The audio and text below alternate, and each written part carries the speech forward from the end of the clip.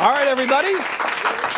It's the start of our show. Now, our first guest is an author, and she wrote this book. It's called 2 Weeks Since My Last Confession. Please welcome Kate Genovese.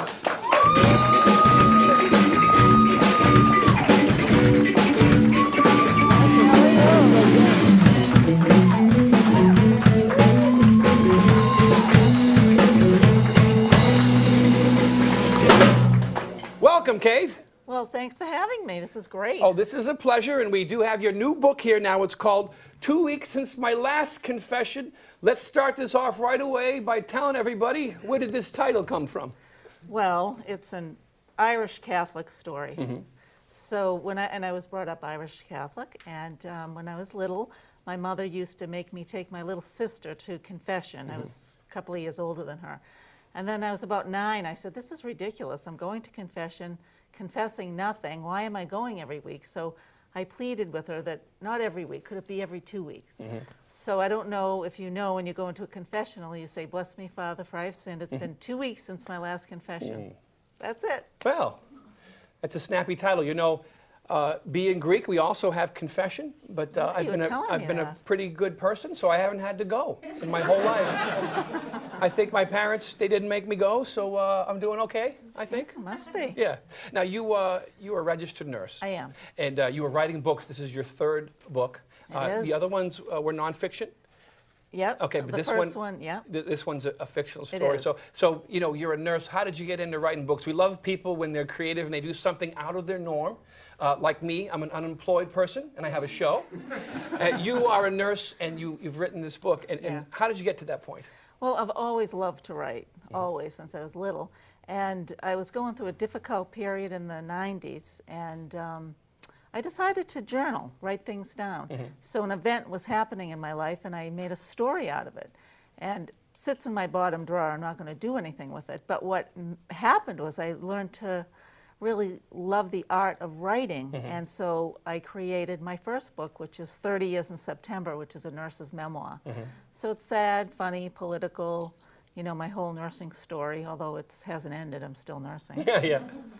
So there may be a 30 Years in September too. At some point. I don't know. That would make 60 years, and that's only 1/3 of my dad's lifespan. So there you go. So I have time. Now, the fiction story, let's, you know, people are going to see this, and they might want to look into the book. Let's tell people a little bit about the story. We know it's about someone since their last confession, but why don't you talk about the family? Yeah, it's a family saga. I love family sagas. So it's a story of the O'Brien family. It's a large Irish Catholic family, as I mentioned. There's 8 children. Is one of them named Conan? No Conans. Okay, all right, fine. But it goes back and forth between Sean and Molly O'Brien.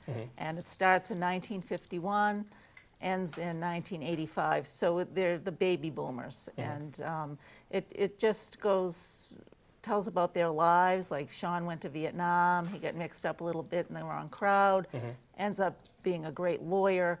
Molly, on the other hand, has a very difficult life. She has a teenage pregnancy. I don't want to give away too much in the book because I want people to read it. But well, this is like the struggles of growing up. More than struggles, yeah. She had a difficult time with drugs, but it's a great, great story. Happy ending, I have to say. Yeah, good ending. So if you're looking for a good ending, you've got a good book. Now, any feedback from people that have read the book? You know, most people that have read it have said, oh, this sounds like the Smiths next door, or somebody I knew when I was small, or something like that. So people seem to relate, and it's not really just for baby boomers, you know, although Molly was born in 51, so she's definitely a boomer. But, you know, my daughter's 30, her generation likes it. I think it's a good read. Now, where do we tell people to go to find the book? We know that you have a website. What is it? Yeah, my website's my name, Kate Genovese, KateGenovese.com. Fantastic. And you can get it there, or you can go to Amazon, Barnes & Noble, go to a bookstore, order it. They might have it in the bookstore. That would be great. You know what? But before we go, I want to mention this. You actually have your own public access show, don't you? I do. I'm from Woburn, and I have a show I do maybe twice a month. It's called Table Talk. Oh, fantastic. So it's similar to you. But and you've also, I've seen you had clips, you've been on other shows. Yep. And I just have to ask you, because I always ask this question. What do you think of this thing here? Oh, you're the best. Oh, come on. You're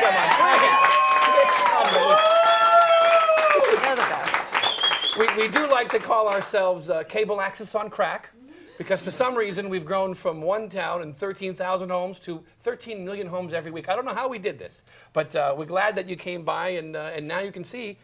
Maybe we can come on your show. I can be a guest or something. Yes, I would love that. Do you ever have Greek people come on your show? Not often, so I'm not sure. All I'm right. only kidding. But my wife is Italian, so we can talk about that she too. is. Yeah. Oh. Well, thank you so much for coming on. The book again, 2 weeks since my last confession, Kate Genovese. Thank you so much. You. We really do appreciate it. We'll be right back right after this.